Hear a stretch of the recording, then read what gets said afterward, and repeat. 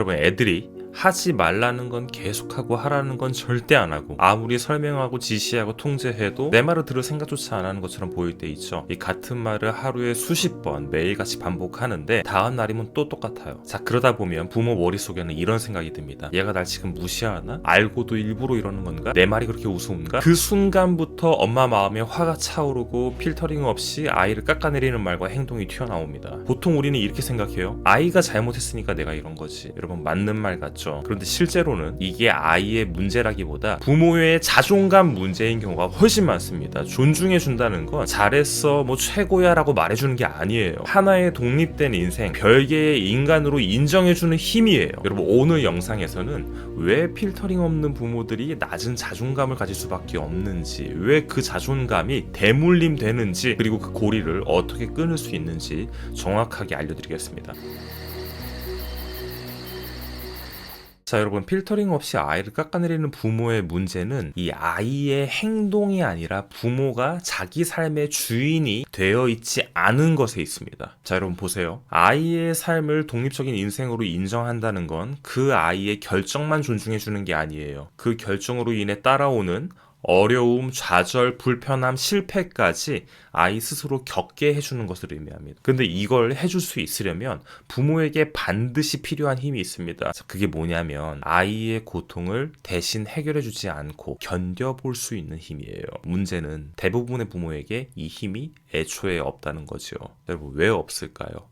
부모 자신이 자기 인생을 이런 자세로 살아본 적이 없기 때문입니다. 부모도 자기 인생에서 뭔가 힘든 일이 생기면 그걸 자기 선택의 결과로 받아들이질 않아요. 환경이 그래서, 남편이 그래서, 뭐 아내가 그래서, 아이 때문에 누가 나를 이렇게 만들었어. 여러분, 이미 남 탓하며 살아가고 있죠. 자, 벌써 여기서 부모 자신의 생각과 감정에 다른 사람이 깊게 개입해 있는 삶을 살고 있는 거예요. 그래서 제가 부모들에게 이렇게 물어봅니다. 오늘 하루 당신의 생각과 감정에 제일 큰 영향을 미친 사람은 누구였나요? 대부분 이렇게 대답하죠. 아이요, 남편이요, 아내요. 자, 그런데 동시에 그럼 어머님의 인생의 주인은 누구예요? 라고 물어보면 다 이렇게 말해요. 제 자신이죠. 여러분, 이건 명백한 모순이란 말이에요. 자, 여러분, 심리학자 칼 융은 이런 말을 합니다. 부모가 해결하지 못한 삶의 문제는 아이에게 그대로 전이된다. 부모가 자기 삶의 어려움을 자기 선택과 책임의 영역으로 다루지 못하면 아이의 삶도 그렇게 다뤄주질 못합니다. 그래서 죽음의 수용소에서 빅터 프랭클 작가는 이렇게 말하죠. 인간에게서 모든 것을 빼앗을 수는 있어도 단 하나, 어떤 상황에서도 어떻게 반응할지 선택하는 자유만은 빼앗을 수 없다. 자존감이 있는 사람은 이 말을 삶에서 써먹는 사람이에요. 자, 이 상황을 남 때문으로 해석할지 내 선택의 결과로 받아들일지 이 해석의 주도권을 자기 손에 쥐고 있는 사람입니다. 그런데 자기 인생에서 이 선택을 해본 적이 없는 부모는 아이에게도 이 선택을 허용할 수가 없습니다. 왜냐하면 아이의 실패가 곧 내 실패처럼 느껴지는 거거든요. 아이의 좌절이 곧 내 무능함처럼 느껴져요. 그래서 아이의 삶을 독립된 인생으로 인정해주지 못하고 통제하고 개입하고 대신 책임지려 합니다. 그 결과 아이에게는 문제인식이 생기지 않고 부모에게는 분노만 쌓이는 거죠. 자, 그래서 필터링 없는 부모들을 보면 공통점이 하나 있습니다. 아이에게만 필터가 없는 게 아니라 자기 자신에게도 필터가 없어요. 자기 삶에서도 왜 나는 이 모양일까? 왜 나는 이것밖에 안 될까? 다른 사람들과 비교하는 이런 식으로 스스로를 깎아내리면서 살아가는 거예요. 자, 이제 다음에서 이 구조가 실제 일상에서 어떻게 드러나는지 구체적인 예시를 한번 들어보죠. 자, 여러분, 같은 상황인데 부모의 삶의 태도에 따라 완전히 다른 결과가 나옵니다. 아이에게 이렇게 말했어요. 게임 그만하고 숙제해. 아이는 결국 안 하죠. 자, 첫 번째, 자신의 삶의 주인이 되어 있는 부모가 있습니다. 이 부모는 이렇게 반응해요. 그래, 네가 숙제 안 하기로 지금 선택하는 거지. 엄마 아빠는 이게 너한테 분명 해롭고 불리해질 거라고 말해주고 있어. 여기서 개입을 멈춥니다. 학교에 가면 아이는 숙제 안 한 사람이 돼요, 된 사람이 돼요? 숙제 안 한 사람이 되는 거예요. 선생님 앞에서, 친구들 앞에서 그 상황을 자기의 인생으로 겪게 되죠. 이때 아이 마음속에 생기는 감정은 이거예요. 아, 이 선택은 나한테 지금 계속 해가 되고 있구나. 내가 지금 자꾸 이상한 사람이 되고 있구나. 내가 자꾸 안 한 사람이 되고 있구나. 내가 다음에는 다르게 선택해야겠다. 여러분, 이건 벌이 아니에요. 문제인식이 아이에게 생기는 순간이에요. 이 부모는 이 아이의 불편함을 대신 없애주지 않습니다. 왜냐하면 불편함을 견딜 힘이 부모에게 있기 때문이에요. 이 불편함을 누가 겪어야 돼요? 아이가 겪어야 되죠. 그래야 문제인식이 생깁니다. 여러분, 이에 반해 자신의 삶의 주도권을 모두 빼앗긴 부모가 있어요. 자, 이런 부모들은 아이의 선택을 아이의 인생의 문제로 보지 못합니다. 아이가 숙제를 안 하면 부모 마음속에는 이 생각이 제일 먼저 올라와요. 제가 지금 내 말을 무시하나? 내가 말을 이렇게까지 해줬는데도 다른 집 애들은 다 하는데 왜 우리 애만 이래? 이러다 애 망치는 거 아니야? 사람들이 나를 어떻게 보겠어? 그리고 그 부모 마음속에는 불안, 비교, 창피함, 죄책감이 한꺼번에 올라옵니다. 이때 부모는 무의식적으로 아이를 통제해서 자기의 불안을 먼저 잠재우려 하죠. 그래서 이런 말이 먼저 튀어나옵니다. 너 그렇게 해서 사회에서 살아남겠어? 맨날 이 모양이니까 엄마가 미치는 거야.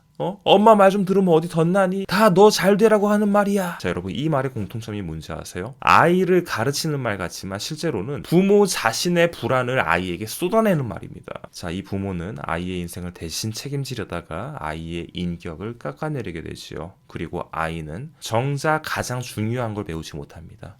내 선택이 내 인생에 어떤 결과를 만드는지를. 왜냐하면 아이에게 주인은 항상 아이 자신이 아니라 부모의 감정이었기 때문이죠. 부모는 아이의 인생을 대신 살아주는 게 부모가 아니에요.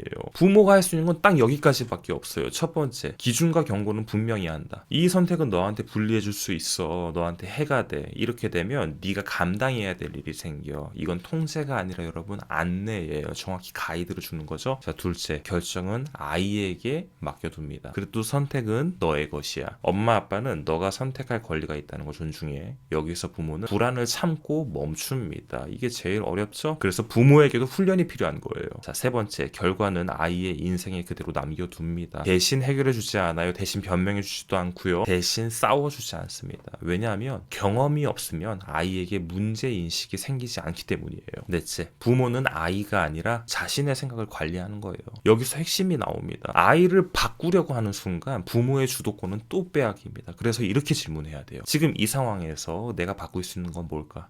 여러분, 답은 하나예요. 바로 내 생각이에요. 아이가 지금 이렇게 계속 행동하면 나는 실패한 부모다. 여러분, 이 생각을 아이가 선택하고 그 선택의 결과를 배우는 중이다. 이렇게 바꾸는 거예요. 자, 부모가 주도권을 되찾는 순간은 아이를 통제하는 순간이 아니라 아이를 독립된 인생으로 두고 내 불안을 내가 감당하기로 선택하는 순간입니다. 이때부터 부모의 말에 필터가 생기고 아이에게도 존중이 전달되는 거예요. 자, 여러분, 지금까지 이야기한 걸 한 문장으로 정리하면 이겁니다. 아이를 바꾸지 못해서 문제가 생긴 게 아닙니다. 부모가 자신의 삶의 주도권을 빼앗긴 상태로 아이를 키워왔다는 것. 아이의 행동이 부모의 감정을 흔들고 그 감정이 다시 아이를 깎아내리는 말과 행동으로 돌아오는 구조. 여러분, 이 고리는 아이를 통제한다고 끊어지지 않습니다. 부모가 자기 삶의 주도권을 되찾을 때 비로소 끊어집니다. 그래서 여러분, 저희 메타육아 연구소에서는 아이를 고치는 훈육을 하지 않습니다. 우리는 부모의 삶을 훈련해드려요. 내 생각을 내가 선택하는 훈련, 내 감정을 내가 감당하는 훈련, 아이의 인생과 내 인생을 분리하는 훈련, 주도권을 다시 내 손으로 가져오는 훈련. 자, 여러분, 이 원리가 궁금하시다면 고정 댓글에 있는 영상을 한번 꼭 보세요.